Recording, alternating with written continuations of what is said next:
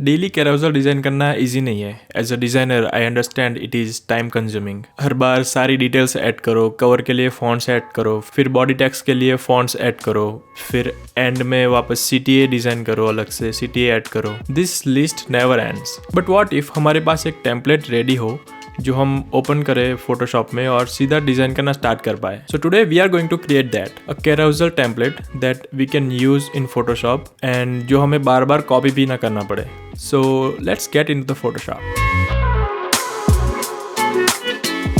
Photoshop में आके मैं क्लिक करूंगा न्यू फाइल पे। सो इंस्टाग्राम के लिए मैं जो साइज यूज़ करता हूँ वो है 2000 विथ और 2500 पिक्सल्स हाइट। सो राइट नाउ हम कैरोसेल डिज़ाइन कर रहे हैं, सो उसके लिए हम मैक्सिमम 10 स्लाइड्स यूज़ कर सकते हैं। तो यहाँ पे 2000 स्टार 10 क्योंकि हमारी 10 स्लाइड्स है। Then resolution I keep 200।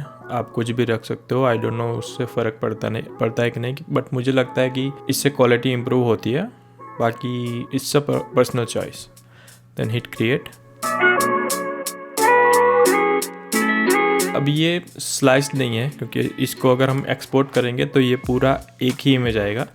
तो स्लाइस करने के लिए हम यहाँ पे जाएंगे, जो क्रॉप टूल होता है उस पर क्लिक करके रखेंगे या फिर राइट क्लिक करेंगे, स्लाइस टूल पे हम क्लिक करेंगे। देन पूरा जो डॉक्यूमेंट है उसको हम सिलेक्ट कर लेंगे। देन यहाँ पे जो एक कॉर्नर में ब्लू आइकन दिख रहा है पे राइट क्लिक करके क्लिक डिवाइड स्लाइस। हमें वर्टिकली इसको स्लाइस करना है, इसलिए click on divide vertical into and हमें चाहिए 10 slides, so it's 10। Hit okay. If you can see हमारा पूरा डॉक्यूमेंट अब 10 स्लाइड्स में कट हो गया है। अभी जब हम इसको एक्सपोर्ट करेंगे तो ये 10 स्लाइड्स अलग अलग देगा हमें। अभी भी इसको डिज़ाइन करने के लिए ये रेडी नहीं है, तो इसके लिए हमें चाहिए ग्रिड्स हमें हेल्प करेगी कि हमें कितना मार्जिन छोड़ना है ताकि कैरोसेल हमारा थोड़ा प्रोफेशनल दिखे।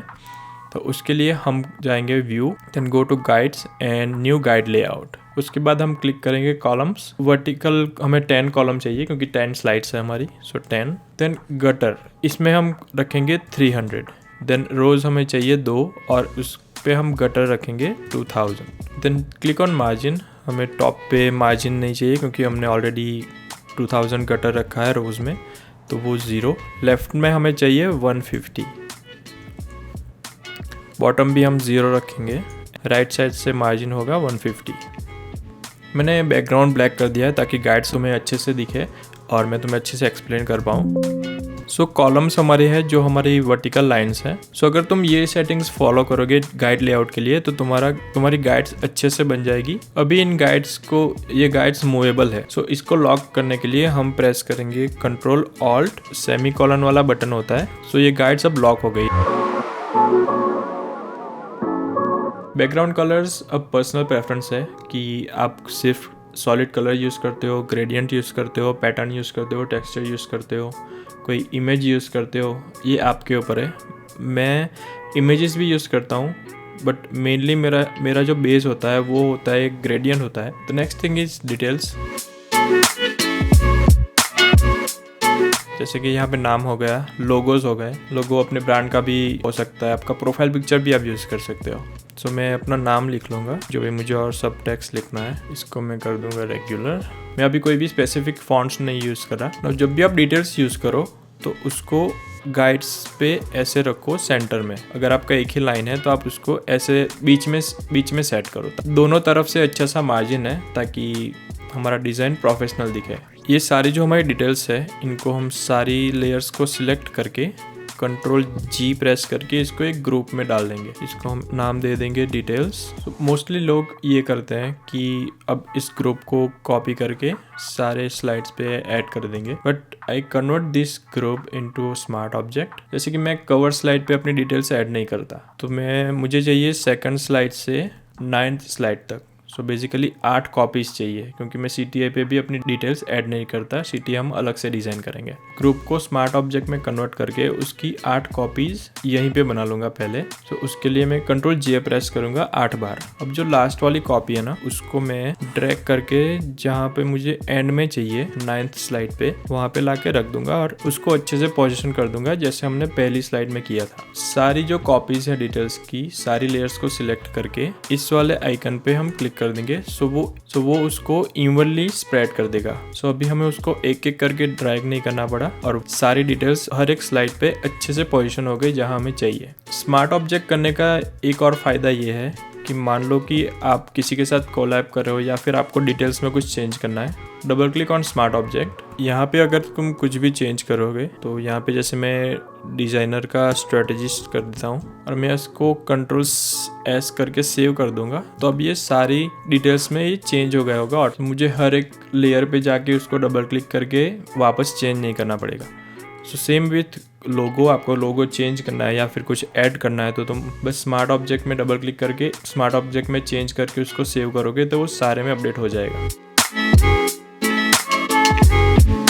कवर्स के लिए सेटअप मेरा ये होता है कि मैं बस फॉन्ट्स अपने रेडी रखता हूँ कि मुझे कौन से फॉन्ट्स यूज़ करने हैं। तुम अपने कवर में जितने भी स्टाइल के फॉन्ट्स टेक्स्ट यूज़ करते हो उन सारे स्टाइल्स को बना के ऐड कर लो कवर में।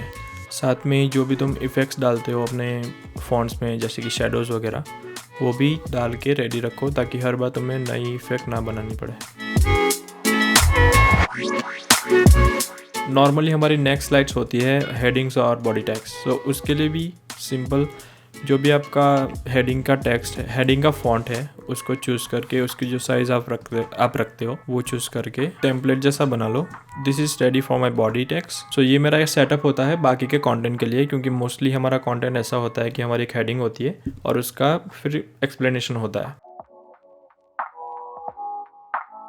CTA मैं प्रीफर करता हूँ कि आप 2-3 डिफरेंट बनाओ ताकि सेम CTA हम यूज़ नहीं करेंगे ऑलवेज।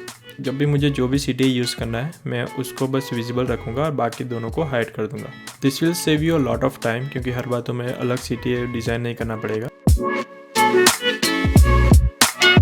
सो पहले तो हम इसको सेव कर लेंगे Ctrl+S प्रेस करके। जहाँ भी आपने सेव किया है ना उस फाइल पे जाओ, उस पर राइट क्लिक करके उसको रीनेम करो। उसका जो एक्सटेंशन है वो अभी होगा PSD, उसको करो PSDT। Just change that, hit okay. अब हम इसको डबल क्लिक करके ओपन करेंगे। अब हम इस टेम्पलेट में कुछ भी एडिट करेंगे तो वो अलग फाइल में सेव होगा जब भी हम सेव करेंगे। So if I hit Ctrl+S now it will save in different PSD file. और अगर मैं ये वाली जो हमारी टेम्पलेट फाइल है उसको ओपन करूँ वापस तो उसमें कोई भी चेंज नहीं है, वो हमारी जैसी फाइल थी सेम वही है। Every time you want to use template just convert it to PSDT file and I think that's it. That's the carousel template you need. Now you just need to double click and start designing. I hope you learned something from this and if yes, give it a like. Also don't forget to subscribe क्योंकि next video में हम एक पूरा carousel design करेंगे इसी template को use करके. So stay tuned. I will see you in the next one. Peace.